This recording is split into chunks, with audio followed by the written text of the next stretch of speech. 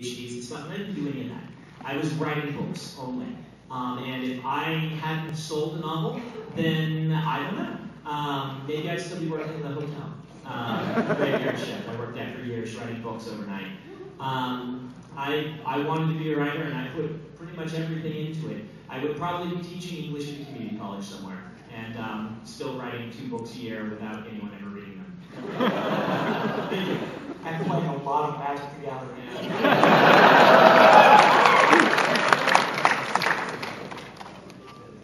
My name is Anthony Gould. I've been reading the series quite a bit.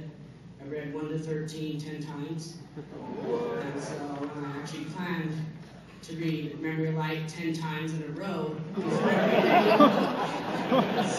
just so I have something to say instead of saying I've read every other book 10 times and I read this one once. That'd be bad. But yeah, so my question I think is directed at Harriet mostly. I was thinking, well, is the character in Matt Calthon, did Robert Jordan base that character on him? Maria was saying something earlier today that would suggest, would you think he did? Somewhat. Somewhat. Okay. Would go for that. He told somebody, I think more than once, that all the female characters were based on me.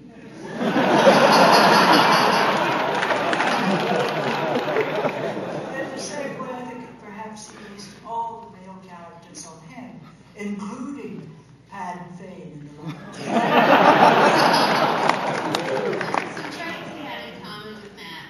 There's one point Matt's talking to Oliver about turtle shells, and Matt was thinking about a turtle shell. He had Robert Jordan had a shelf of turtle shells in the office, and he did like to play cards and other games.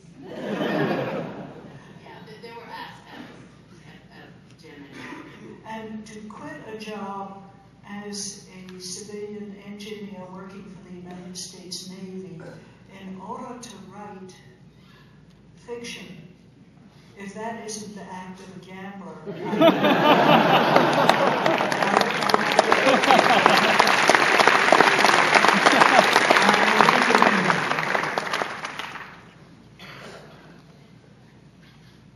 Hello, I'm Brian Hill from near Seattle, Washington. And first I want to thank Harriet for your courage and generosity in bringing this to us after the loss of Ethan. Thank you.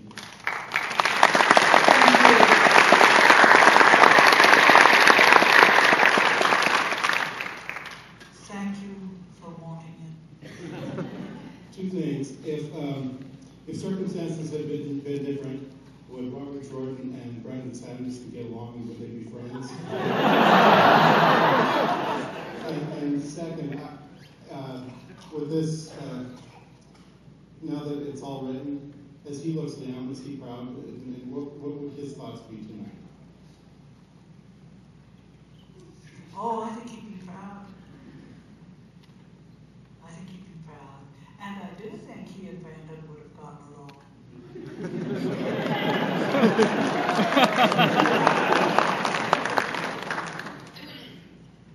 One thing that was really strange, the first time Brandon came to Harriet and Jim's house, when Jim was still alive on Fridays, we would order out from a restaurant and sit down and talk and everything. And so Brandon came, we ordered from one of the same restaurants. He ordered what Jim ordered without any hints or anything. He sat in Jim's seat. It was kind of like, wow. It felt like it was meant to be. Thank you. Harriet tells a story, at least on the Gathering Storm, where someone asked a question like that, and she said, back then you said, she thought he was probably up there and looking down and saying, "Who is that kid?" And then kind of nod his head and say, "Yeah, it turned out all right." I think he's definitely saying that now. My name is Drew McCaffrey. I'm from Fort Collins, Colorado. I've been an absolutely huge fan of the series for just recently graduated as a creative writing major, and I'm a writer because of Wheel of Time. But my question is in regards to a debate that I've had with my cousin and a couple of my friends for a while now. Is it possible for a channeler to be tied to the horn of value? I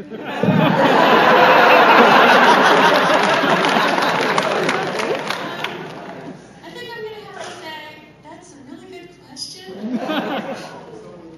I honestly can't see why not. I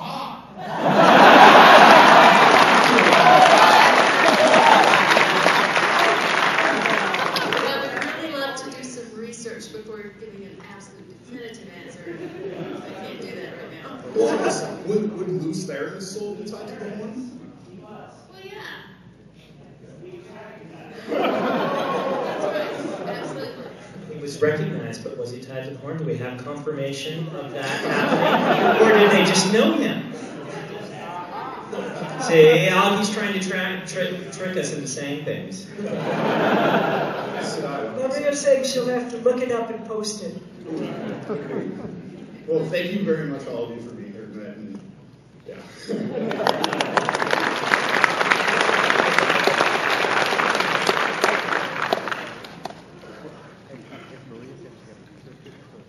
So I usually don't do this kind of thing because I hate being in front of people. But recently I saw in someone's basement a box that was labeled stuff that people gave Brandon, and I looked at it. I did, and I did see some black licorice, and so I guess you don't like that. No? Well, it's sitting there. You should eat it. So I was wondering though, for Harriet and Brandon, what's the strangest thing, or maybe the coolest thing you've gotten, like from a Wheel of Time form when someone's just given you something? I'm Sarah. Sorry. Well, I got a lovely handmade wall hanging that was sort of like a book with various pieces having to do with things in the series that the maker liked the best. And I also got a very charming little cuddly groom made out of a green gingham. Really sweet. With no teeth.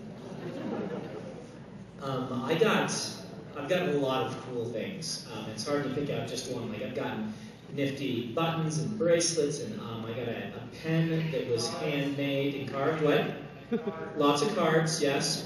I've gotten lots of mac and cheese. People gave that to me. I've gotten various types of salt, since people know I like salt. One of the cool ones was somebody made their license plate to Varen, and they got two of them, and they put one on the back, and they gave me the other. Was that you? Were you raising your hand? That was me. That's you? Yeah. Hey!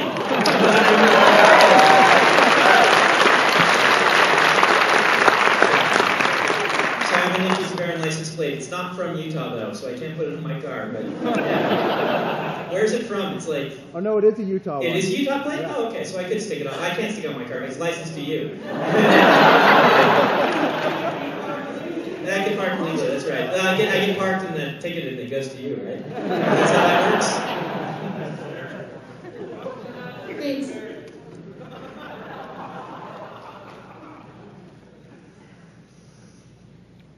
Hi, I'm Brian Lickey from Orem, Utah. Two questions, and I hope I'm not encroaching on Waygate with this one, but in regards to the encyclopedia. Are we going to have a full Catharan cycle, prophecies of the shadow and all that? And second, are you going to have exhaustive troop movement maps? Because I know that back in March, Brandon was mentioning consulting with a strategist over writing a particular chapter in this book, which would lead one to believe that it's fairly confusing. The complete Carrington cycle will not be in there because Jim didn't write the complete one out. Same for the prophecies. Not sure about. I do think you'll find that as published, the strategic movements are really very clear. Thank you.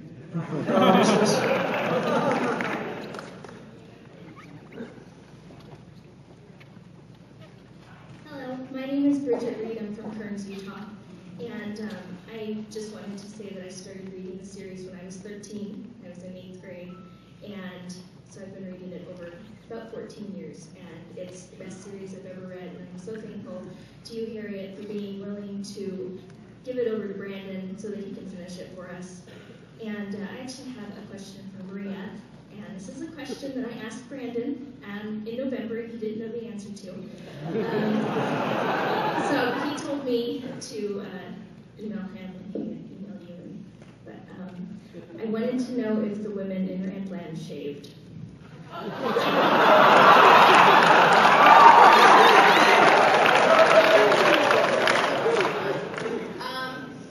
Not really.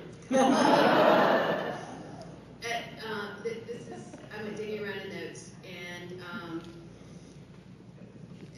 basically, the razors to men shaving are just not really good for shaving legs. So it would be dangerous. And also, I mean, we see how they brush their teeth in the Wheel of Time, and we see men shaving, and a lot of things. And I think if they did, at some point, Jim would have had a woman with her leg outstretched shaving. So I'm reasonably certain they do. Thank you very much. In the thousands of years since the breaking, there's been a certain amount of blessed evolution. So women no longer have hair on their legs.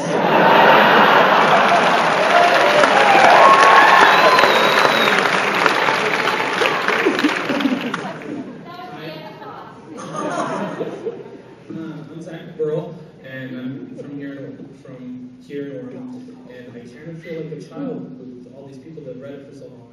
I'm pretty new to the series, just a couple of years, but I love it just as much. And I'm really grateful you guys brought your assistants with you as well, because I know with the creative writing process and writing, it takes a lot more than just one person. And so I was wondering, probably more direct to Brandon, how did you keep everything together? How did you encompass everything? So,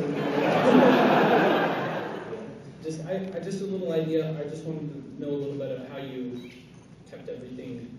It's interesting. I am somewhat absent-minded in a lot of things in my life, but I don't forget stories. Stories stay in my head, and perhaps that's why I forget everything else.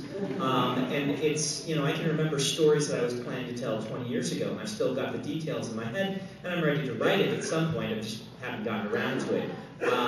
That said, a lot of the minutia, isn't part of the soul of the story to me. It's very important, but it isn't part of the soul of the story, and that sort of thing I do need to keep track of. And so recently we've been using a wiki, and the wiki has worked really well. That's for my own books.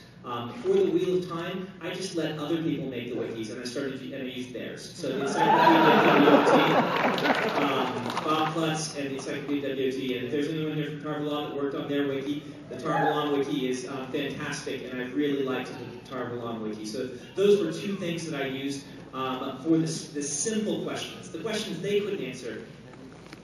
Maria was like our version of the Brown job that has been gathering all sorts of things and getting them ready for us whenever we have requests about them and whatnot. So it's been very useful. She doesn't have a live owl on her desk, but she does have a large plastic iguana that has a cigarette in its mouth. I have two beautiful brown shawls proving I am of the brown eye.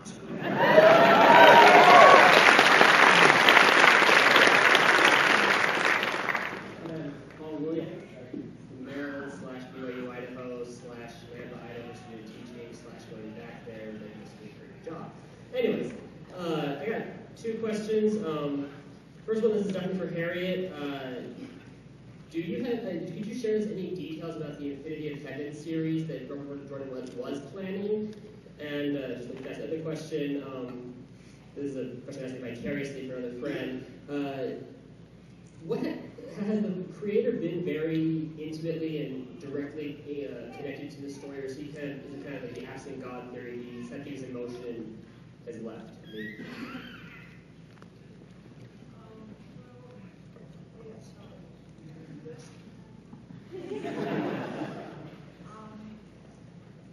The Infinity of Heaven series was, well, having been an editor for so many years, I'm really bad at coming up with these little sound bites, but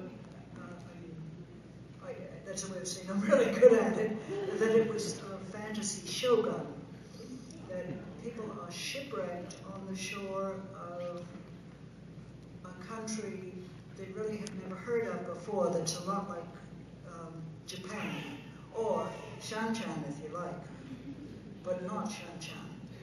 The big difference is they come from something more like Belgium, as I always thought of it. What did you think?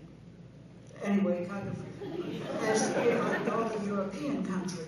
And the difference, the two cultures have diametrically opposed views of magic, if you like, how it's used.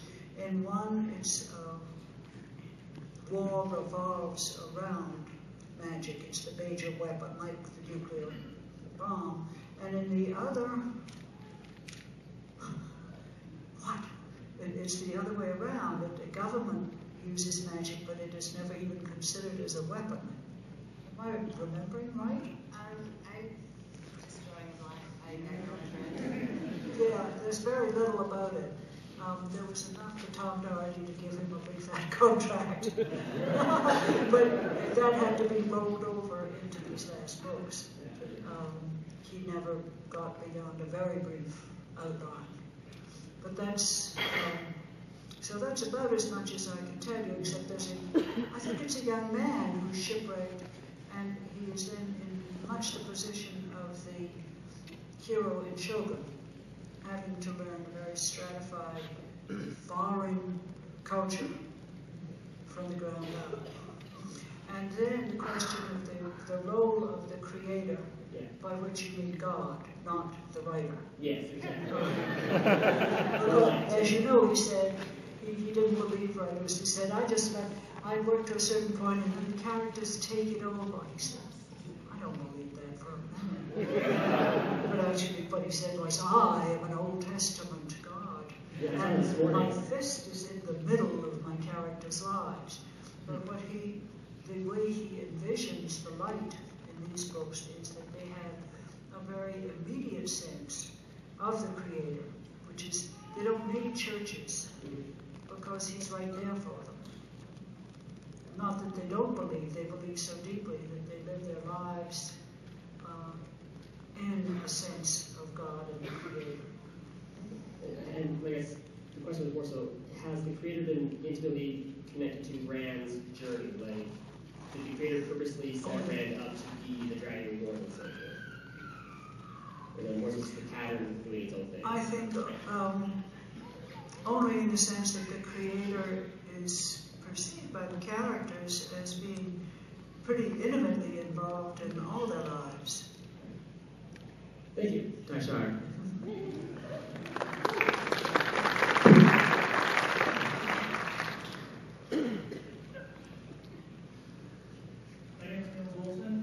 Tyshadar, Menephrin, and Tyshadar was a grow. Go Vikings. The one question I have is, this wouldn't be a panel without asking, who killed Asmodean?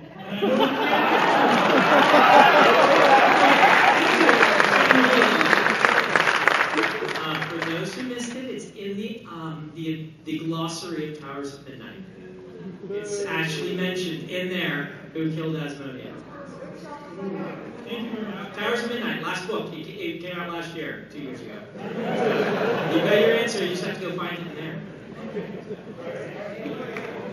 Let me give a little explanation on that, so you guys who haven't heard the story. I know many of you have. When I first went to Charleston, this was 2007 in December, I had signed the contracts not knowing how much was written of the book or what was even available, because this is how it had to go. I had to sign all the NDAs and things before I could see. So I flew out there and picked up the material, so to speak, material we call the notes and everything. I got in very late because it's flying to Charleston from Salt Lake is you have connected Atlanta and things. I get in late and we walk in. Harry picks me up from the airport, brings me in, and it was a bean soup you had made or something like that. You're like, would you like some food? I know you've been flying a long time. And I said, no, I'd like the ending, please, thank you. And so she laughed and got me the materials and handed them to me in a stack, and I went in to the room, the sitting room, and I sat down to read them. And on the very top was a Post-it note. On top of a page of fan information, like they printed off from the internet, a fan theory, and all it said is, "This is right." And the fan theory was about who killed Asmodean. And that's all we had, was this is correct. Maybe they have more, maybe Maria has more, but all I knew was, this is correct. I didn't know the how, the why, or anything of this person, why they did this. And so when it came time to put it in the books, I kind of almost jokingly said we should put it in the glossary because we don't know, so we'll just put it in for fans in the same way we got it, which is just a Post-it note. We'll stick it in the book like a Post-it note in the glossary, and that's because we don't have the full story. And so we went ahead and did that, and then when I was writing the book, I actually worked it into the text, and Harriet wrote back and said, no, I like this glossary thing, it's going in the glossary. We cut it out of the text and left it in the glossary, and the idea is you get to feel like we felt, because I didn't know anything more than this is it, so I gave it to you as transparently as possible, so you can have the same feeling of confusion that I had. You can see where we got Bulgarian from my basic character. It's times like this, it's nice to be short. You don't have to worry about the microphone. I'm Ben Loveridge. I'm from here in Ormond, Provo. And my question is probably mostly for Maria. So we have seen several examples in the books recently about things being healed that we didn't think could be healed. Severing, madness. We've also seen in the past that there are links that a person can have physically to the Dark One. Asmodean had a link to the Dark One, which allowed him to funnel off some of the madness, and Ram severed that. So my question is along those lines, can a similar kind of thing happen to one who has been forcibly turned into the shadow with a circle of Murderall and channelers? Can that be severed or healed?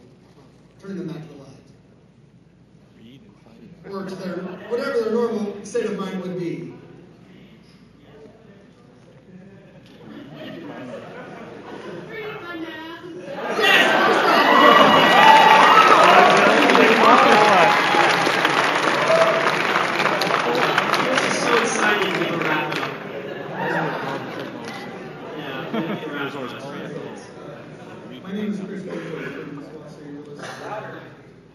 My name is Chris Gable. I'm from Los Angeles. I have a question for Harriet.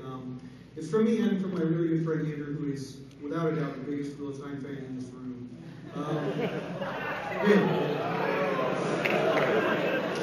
You're all one. But the question is, if money wasn't an issue and you had any budget that you wanted, what, in your opinion, would be the best way to put the Wheel of Time on the screen?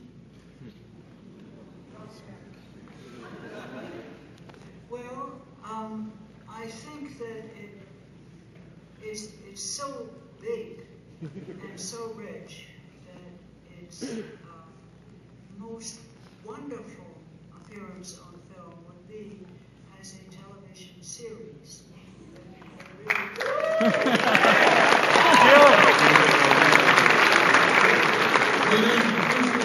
They should never let it be made into movies, because that will absolutely ruin it.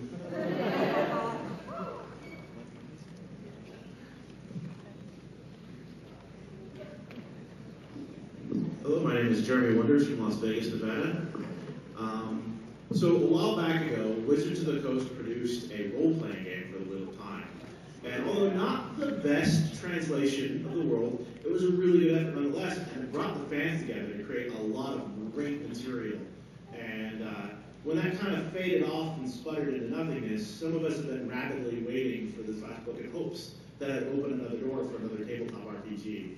Is there anything of that nature in the works? And also, I should say that the film rights to the Wheel of Time are at present being developed at Universal. Not, I'm sorry to say, as a series, but it's another medium, and what que sera, as Doris Day and Alfred Hitchcock told us all those years ago. Thank you very much.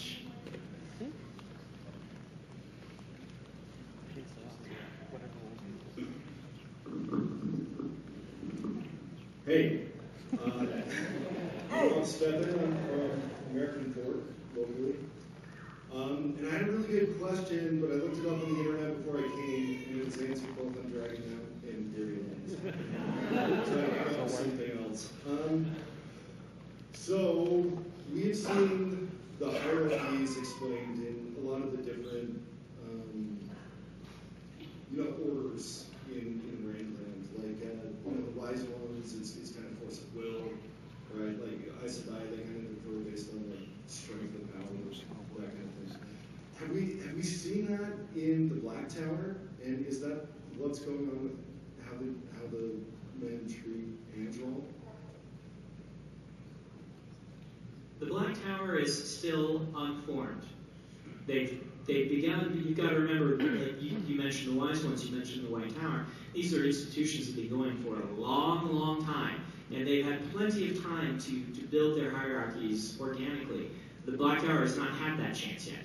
And I think that if you were to watch the Black Tower for the next 1,000 years, assuming it survives even this book,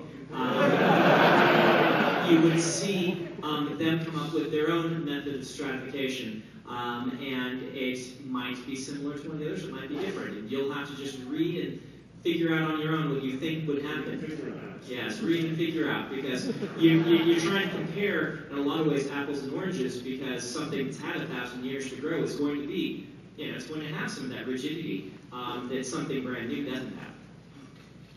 Okay, thank you.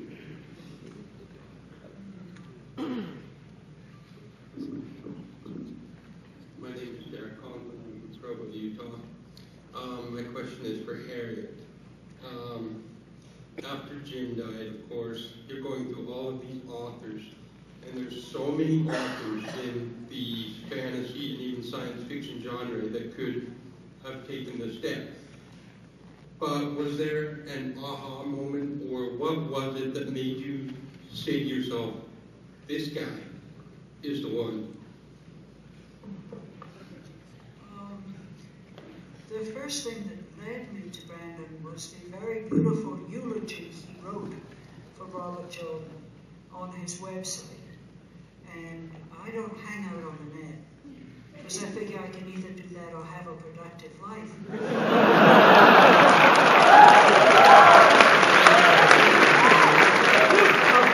A friend who likes to hang out on the net saw the eulogy, printed it out, and said, you need to read this, and I certainly did. And I thought, this is the spirit that I very much want in the writer who will finish the series. At the same time, another writer, a perfectly good writer who has a decent reputation, had his agent call Robert Jordan's agent. Do you see the difference? But then what really, I had not read Random, and I called Tom Doherty. I was the original editorial director of Tor, so my relationship with Tom Doherty goes back to when dinosaurs roamed the earth. And I asked him for a book, and he said, well, don't take ill interest, that's the first novel, I'll send you Mistborn. And he did, and I read 47 pages of it, and I fell asleep, which is not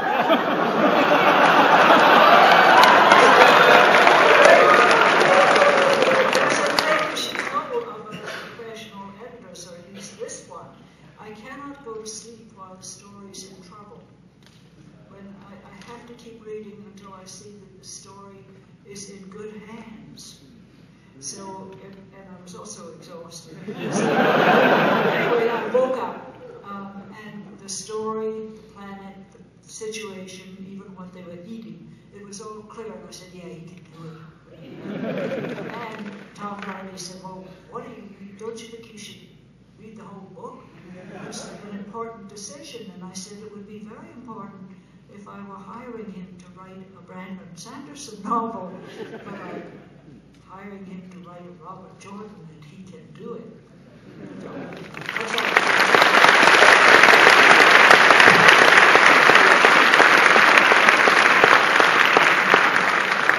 My name is Adam Simmons, and I'm from Atlanta, Georgia. I really hope that I'm not misremembering something. I was trying to look it up on my Kindle, and I couldn't find it, so please, God, let me not be wrong. In one of the Forsaken viewpoints in, I think it was Knife of Dreams or something, one of the Forsaken was thinking about how had circumstances been different, Demandred could have been named the dragon.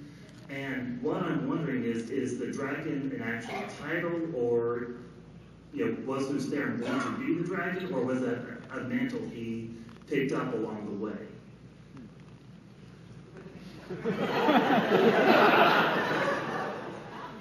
I can say some things on this, but it's going to be more, it may not be the exact answers you want. I can say things that have been said. For instance, you can look at things like Logain and how false dragons were being brought up out of the pattern until Rand. And at that moment, everything collapsed. Until it was really when Rand channeled for the first time. Am I correct? That everything sort of collapsed. There's some parallels in there. Yes. When you what? When you took Kalimdor. Yeah, you're right. No. It's in the sky. Okay. Until Rand took up the mantle. Yeah, that's it. And so it's when Rand, and so you could look at that and make the argument. Wait a minute. Until that moment, until Rand stepped up and was willing to be the dragon, the pattern was searching for one, and things like that. And you can interpret that a lot of different ways. And you could probably make an argument. Theoryland could make an argument for both sides on that.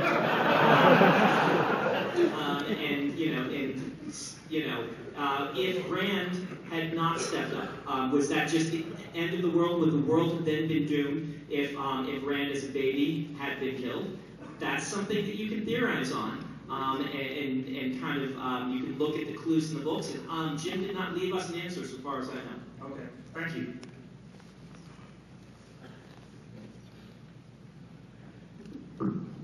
I'm Michael Chantry from Podunkello, Idaho.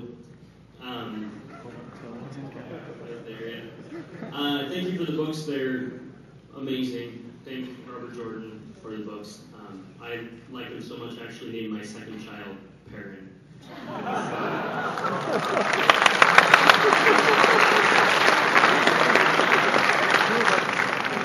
My question is to both Brandon and Harriet. I know you love this new book, Memory Light, that you've created for us, and out of it, is there anything that what is your favorite part? What do you enjoy most about it? If you could give us a chapter, section, anything. I know you're going to say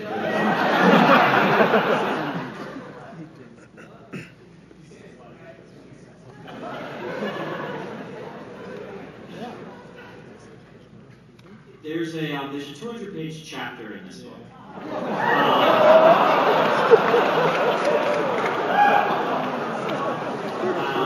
And I found it very thematically important. And my favorite part is right at the end of that chapter and the beginning of the next chapter. And the next chapter is actually very short. So really, it's probably chapter 39. But with the lead-in at the end of chapter 38. And Harriet, you have a favorite part? 37 and 38? Okay, 37 and 38. Peter knows these things better than I do. Well, I love the end of chapter 23, the final sequence. And as you're aware from Brandon's other books, I mean, a lot of the chapters will have a piece here, and then there's a two-line space, and you jump 500 miles away. And so the last segment of 23, I think, is just super. But there are an awful lot of things that I do love in this book. The scene I read for you is one of my favorites. There's more of it, but I thought, I don't know, I think I'm getting on too long because we hadn't quite timed it out. I think it's a wonderful book.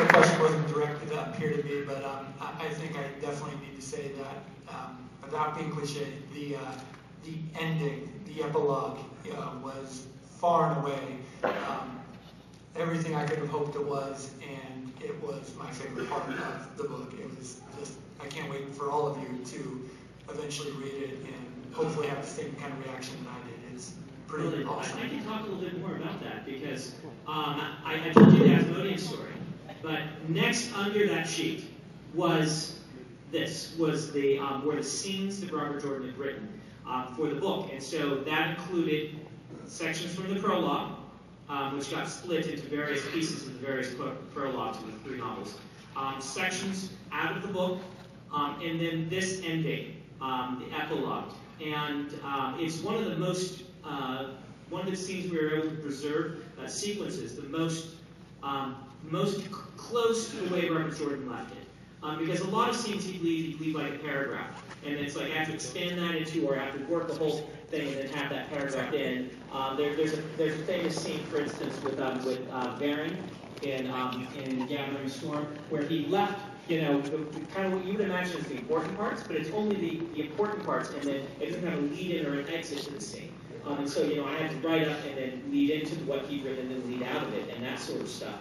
And this, it's actually, we've got complete sequences that he wrote before he passed away. And so when you get to that epilogue, you can know there's some very non-touched by the rest of us stuff that he had in a very good shape to be published before he passed away. And I should have thought of that, but as he read it in 2007, and so did I, and I had known some bits of it for years before that, but it really is splendid. Thank you very much.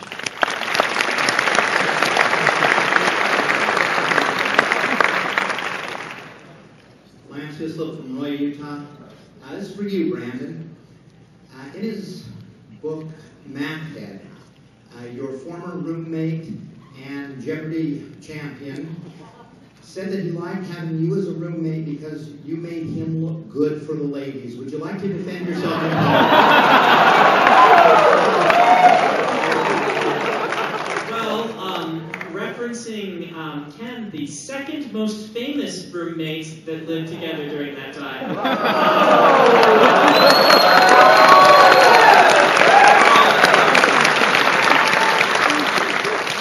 I would have to say that I didn't take any liberties in my book to take public pot shots at him because I'm more secure than that.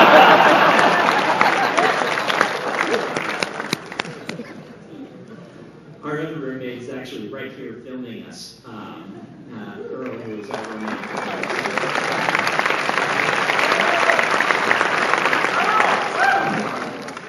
My name is Kevin Bauer. I'm from Orem, Utah. My question is mostly directed at Harriet, but also anybody else on the panel who wants to jump in here.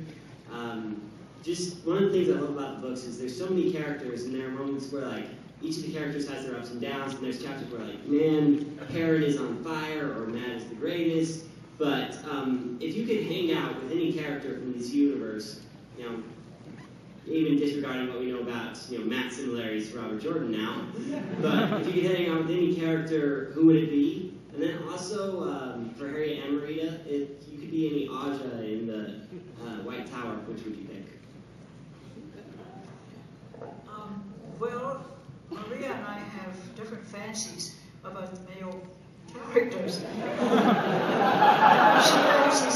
She fancies Matt, and big time. I, on the other hand, have always been struck by the numerous ways in which Robert Jordan resembles Perrin. Very large, as a former lineman from Clemson University would be, hairy, and just one anyway. I think it would be Perrin. And I'm torn between the blue and the brown. I think mostly blue. And I am so brown.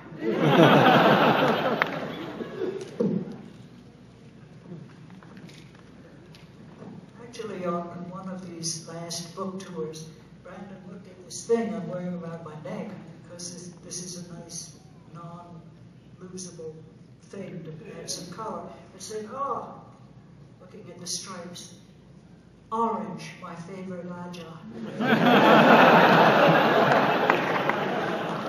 And we're going to try and go for another 15 minutes or so let's maybe suggest no more people getting in line. We may not even get to the line as it is. So if you're in line, stay there. But otherwise, let's cap it here and see where we get the next 15 minutes.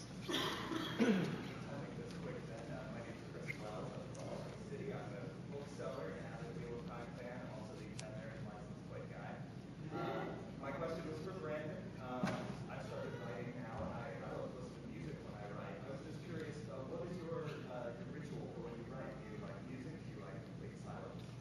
I'll repeat the question. It looks like the microphone got turned off. Am I correct on that? Yeah. He asked what my ritual is for writing. Do I listen to music? And I usually have to listen to music. For some reason, I don't like the silence. I like something going.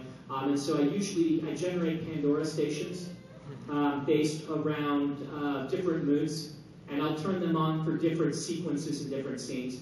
At some points, I will just pick out specific bands that I have music by, and I'll play that depending on what I need to be writing. And so, yeah, there's a lot of different things, but it's often just Pandora-ish, sort of backgroundy, generic sort of things. I do like, during my early years writing, I listened to a lot of what we call overclocked remixes, because they were free.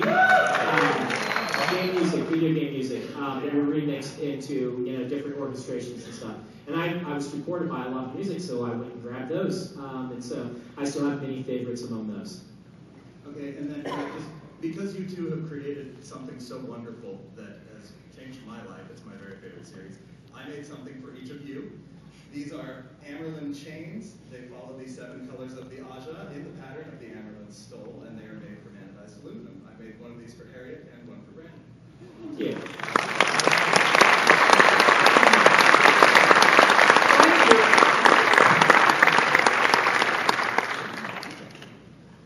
My name is Sarah Willoughby, and I'm from here. I actually started going to this high school about the time the books came out. So I think this is probably the coolest event that's ever happened in this entire building. What's happening tonight? My question is for Harriet. You said Robert Jordan had an engineering job with the government before he started writing books. How heavily did you try to dissuade him from giving that up to write this fantasy stuff? Because I remember what fantasy books were like at the time he started coming out, and I mean, this changed everything. There was nothing at this level, so he was doing something very, very different. I didn't know him when he quit to start writing. I met him, I guess, a year or possibly 2 after he had stopped, and gave him the second contract he had been offered. The first was a contract given to him by Dole Books, little skinny ones with the yellow spine. And then the contract came with this nice long letter from Donald Walheim, the publisher, and he wrote back he'd been taking a course in business law at the College of Charleston, and said, Louis, I'm so glad to have your offer, but could I have a little more than 5% of the movie rights? And or something like that, and Walheim wrote back a 1-line letter, in view of your contract attitude, I withdraw my offer. But he was an optimist, chose to remember that on his first submission he'd gotten an offer rather than the son of a gun withdrew the offer. I would therefore be discouraged. So I gave him what was a contract for his first published book, which was a historical novel called The Foul of Blood. And then Doherty wanted somebody to write a Conan novel after Three Fowls, and distribution was drying up on the third book. And I said, well, because of this Waldheim rejection, that Jim could write a Conan. And he said, I don't want to do that. And 3 weeks later, I hadn't thought of anybody else. I said, please. And he said, don't wiggle that thing in me, Harriet. So he did, and he liked it so much, he did 7. So, I mean, it was long after his quitting his job that this began. And I had nothing to do with that, except that in the middle of all this, it looked as if my imprint, which had published his first thing and all, was going to go belly up. And I was in the yard pulling wild onions, which is what I do in moments of insane stress, because you don't get rid of wild onions, it's impossible. And I was out there pulling these things up and saying, I can't go back to New York. I can't get a job. I guess I was 40. Anyway, I'm 40. I'm too old. You can't climb the corporate ladder after that. And he said, Harriet, I can't go back to being an engineer for the Navy now that I've been writing Conan the Barbarian. Do you think they'll let me anywhere near their nuclear sites? I looked up at him and I laughed and I said, I guess not, we're both doomed. Thank you very much, all of you.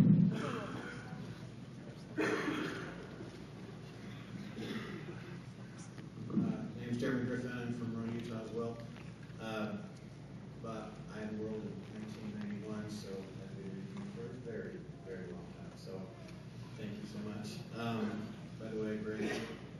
Alcatraz, fantastic. If you guys haven't read any of them, rarely does a book make me laugh out loud. So,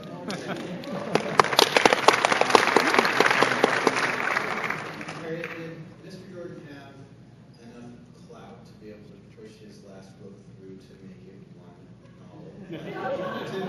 He said 2,000 pages. I don't care if that's what it is. Could he have done that because of his? Well, the problem is it wasn't clout.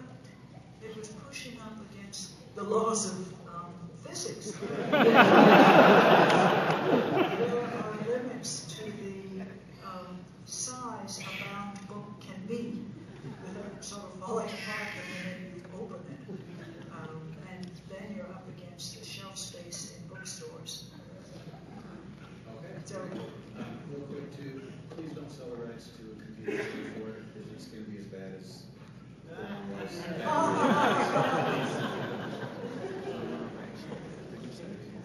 the rights are sold.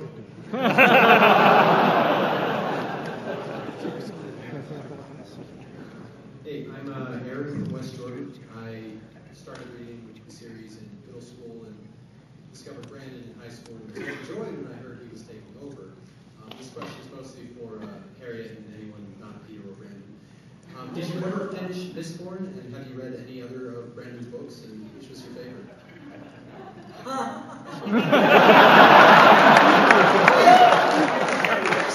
I guessed Edit on the Way of Kings, which is a super book.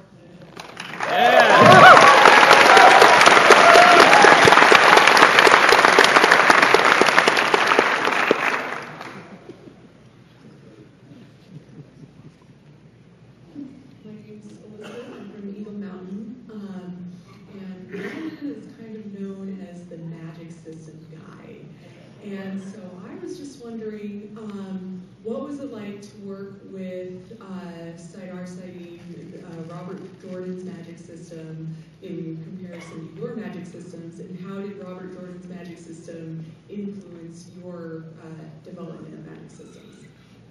I really have always liked, obviously, his system, which is part of why I love the books. his system had this nice mix between the visual aspect. I really love the weaving and things like this, and it had some interesting ramifications on physics and whatnot. And I always also liked a lot of the sense of mystery to it in that they didn't know everything, which is one thing that I like when a magic system. I like to write very rule-based magic systems, but I feel that if you know everything, I mean, we don't know everything about physics. We don't know everything about science, and so how can you know everything about the magic, which is the science of a certain world? That said, Jim generally was more flexible with himself on allowing himself to do different things with the magic. He had a more open-ended magic system, I would guess. A lot more weaves were created and things like that, and I tend to make my magic systems more restrictive. Because of this, going into the books, I worried that working in a system where I was uninhibited in that way, that I would just go completely bonkers. And so when I sat down to work in the system, I decided it was, when necessary, I would develop new weaves, but I would resist the urge, and that there had been so much developed by Jim so far that I would use weaves either in the books or from the notes whenever possible, and I would prefer to take those and try to go new places with them, as opposed to developing lots of new and different weaves. Which is why you see me doing things like pushing gateways a little bit further, because I thought there was a lot of room to explore there, or pushing, what Perrin does in the Wolf Dream, and these sorts of things, because these are established systems that Jim created for me and for all of us, and I felt there was so much room to move in those that I didn't need to go other places. There are some places in the books where a new weave was appropriate, and we did that, but I tried very hard to cap that, because I worried I would just do too much, if that makes any sense. I've really enjoyed working with it. In fact, the Wheel of Time, in a lot of ways, the Wheel of Time doing what it did had prevented me in my career from ever approaching doing those things, if that makes any sense. Because I love the Wheel of Time, I didn't want to be repeating something that I didn't want to be, accused of just copying Robert Jordan. And so because of that, you don't see me writing a lot of the types of things he did, I'd always wanted to do a dream world, but I never did a dream world because the Wheel of Time had done one so well. And then when I was able to work on this, I got to kind of do all of those things. Then I made off limits to myself because Robert Jordan had done them already and done them so well. And it was pretty awesome to be able to do that. It was one of my favorite parts about doing this, is all these things that were on my list of Robert Jordan did this, so don't do it, suddenly became things I could do.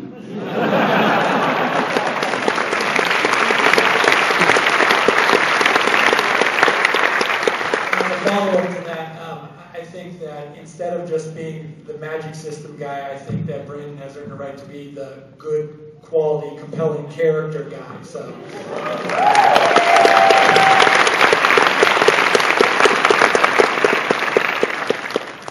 After a lot of those, my question's kind of simple. First of all, Harriet, thank you. These characters have been my friends for 20 years. And so just thank you to you for helping everything that you've done in that process. But my question is, reading this, so many times, I always associate myself with a few characters, Perrin and then Lam Mandragora. I'm just wondering, and this could be open to anybody, but mainly you three, who do you really relate yourselves with of the main characters there? I have frequently said that Perrin was my favorite all along. I was a Perrin fan. Even when Perrin was in some darker place in his life, if you're a Cubs fan, you don't abandon the Cubs just because they haven't, won the World Series. And when you're a Perrin fan, you don't abandon Perrin just because he's struggling in his life with some important questions. It's been Perrin. Even though Matt stole the show in later books, I was still a Perrin fan. And I guess I love them all.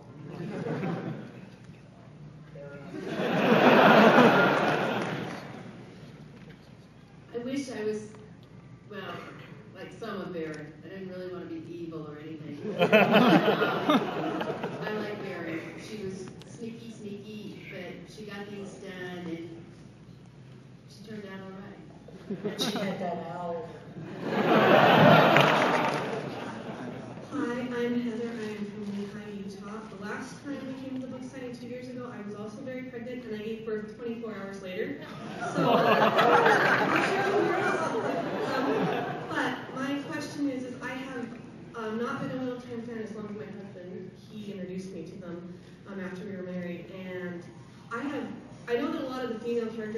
hate from the fans sometimes, but I've always loved them. I thought they were really well developed. And I really love the women's world that's been developed in the series too. I mean, we see Elaine's midwife appointments, and we see a lot of other things. And the women's magic is almost exclusively through the book until Rand comes along and kind of makes things for the guys better again. So I don't know how to phrase this, but how did Robert Jordan write about women so well? Because a lot of times I feel like he hits the nail right on the head. Did you really influence that, Harriet, or was he just a sensitive guy? I did not consciously influence it. At a very early signing in California, a group of women came in long skirts, and they had on kind of shawls and long hair, and they went up to him at the signing table. There were 3 or 4 of them, and they said, well, this settles an argument. He was looking up at them, and he said, about what? He said, we felt that Robert Jordan must be the nom de plume of a woman writer, because he could write women that well. And he said, well, I'm not. Looking up through his beard. But he and with the first book, I think it was, sent down a fan letter, and very sillily had taken it out of the envelope, and it was a handwritten letter from a woman in Florida who said, you have answered the question that Freud was afraid of. What do women want? They want power. Just like men. And I think maybe that's what made his name so good. Thank you. Good luck, and I hope you get home safely this time. I'm Bradley Johnson. Sorry. I'm local. I'm fairly new to the series. My question is primarily for Jason, but it's open to anybody. I believe you've had this question before, but a few months ago, there were a few articles on Tor.com as a kind of recap of the series as a whole. The last one was, what are titles for hypothetical Wheel of Time musical numbers? And I was wondering if you had anything to add to that, or if anyone else had anything to add to that. I'm going to pass that along. They tried to drag some answers out of me for that, and I passed on. I'm going to stick to film, so there you go. Well, there are a number of titles of songs in the books, including alternate titles, as I'm sure you know. And you could write your own, well, for fan purposes, like the risky versions and the nice versions. Always love the wind that shakes the willow.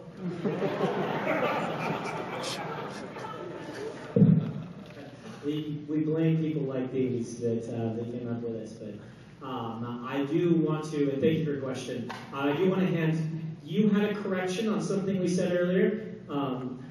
Do you have it? Okay, Matt's going to correct us from what we were unable to answer, because Robert Jordan apparently gave an answer.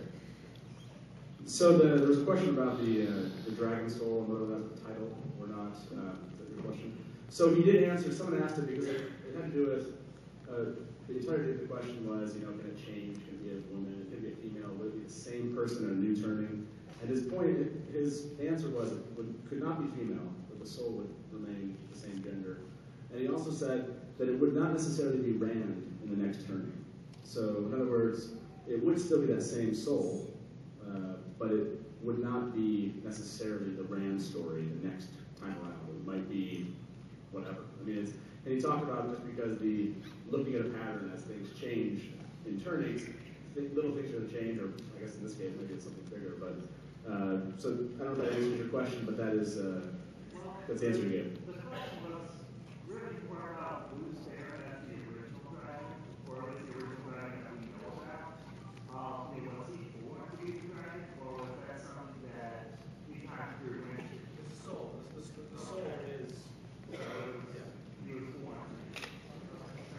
So we are going to come to an ending here. But before we do, we have giveaways.